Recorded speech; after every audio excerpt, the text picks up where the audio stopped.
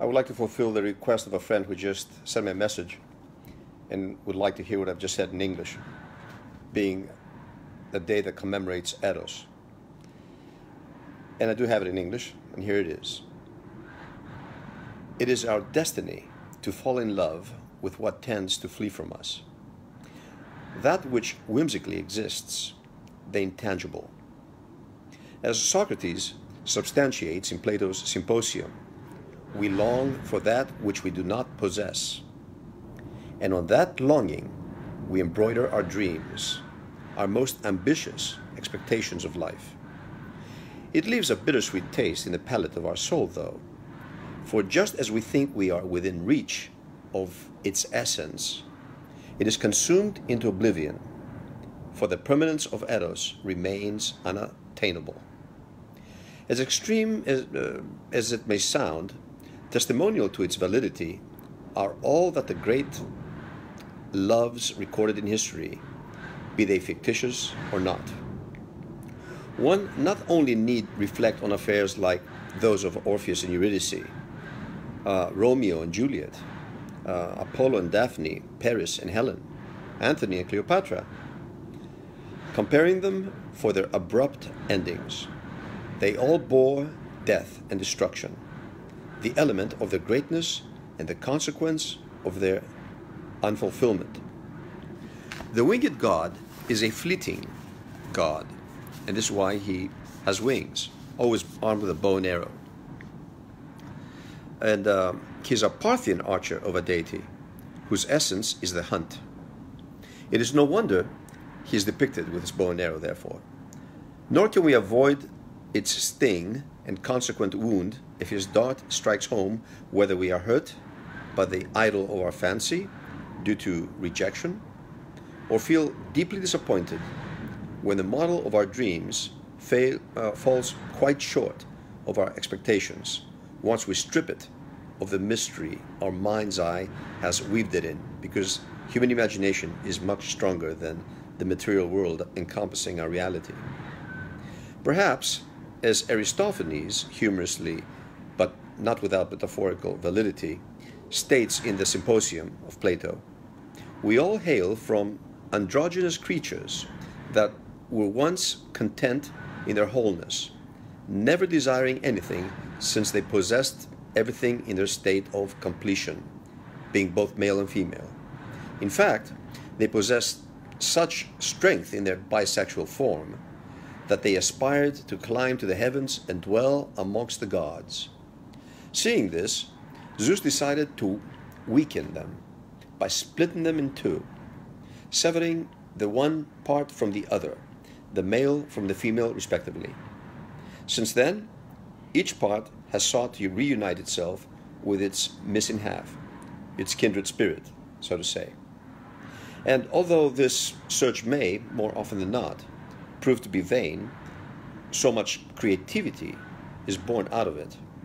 For as physical love is capable of producing the fruit of life, so is the quest of Eros itself a spontaneous generation of the arts, be it music, poetry, sculpture, or any high-spirited creation that praises the turbulence the mischievous winged deity steers in us.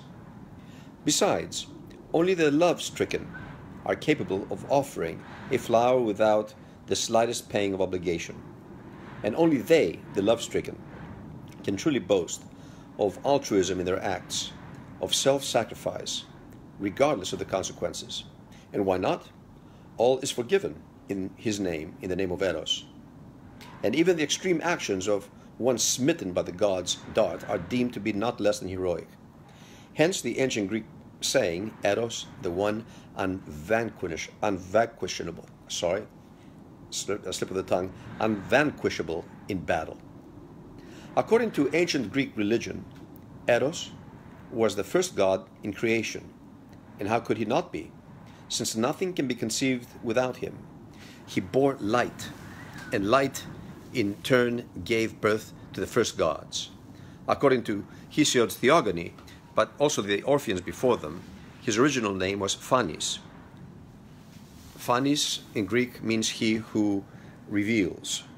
The verb phanerono in Greek still resounds. The fact that Eros reveals all things so they can be united.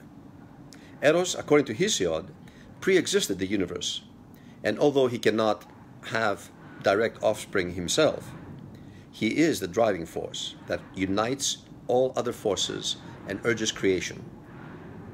Although the eldest of the deities, he is always portrayed young, even an infant, an image which implies that he is immature and impulsive.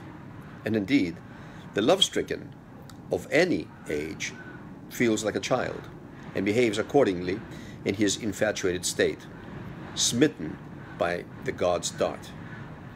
Our very relationship with life is an erotic one, and any optimism we derive about our being is begotten out of this relationship, this erotic relationship we have with life.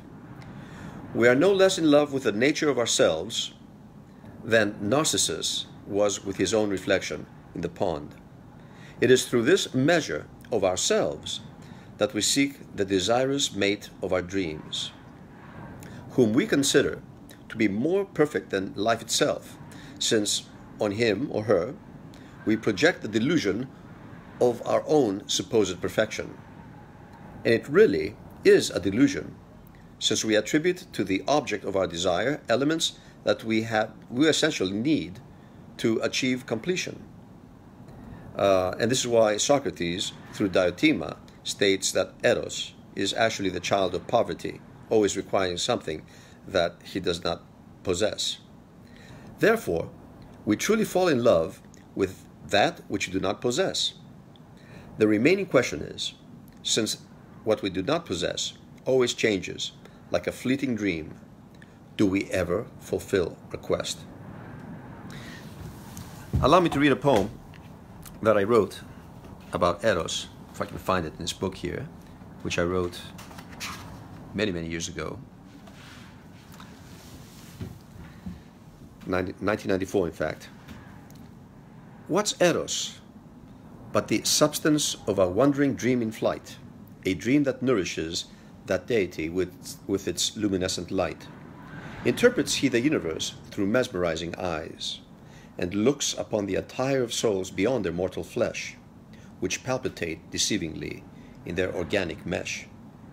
The enfolded immaterial power dwelling in his realm so clearly manifests itself through plaintive, restless eyes, the nature of one's frame and build, his temperamental guise.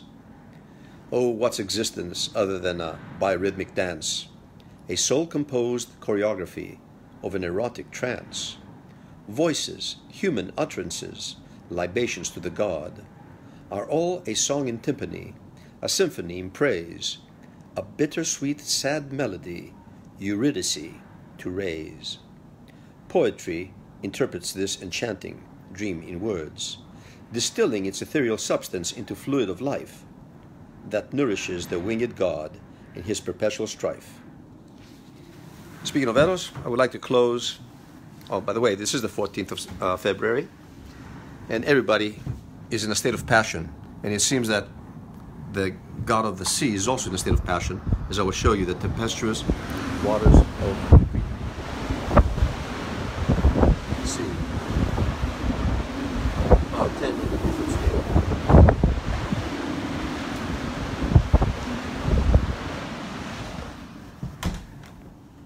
Have a great afternoon, friends. Thank you for listening.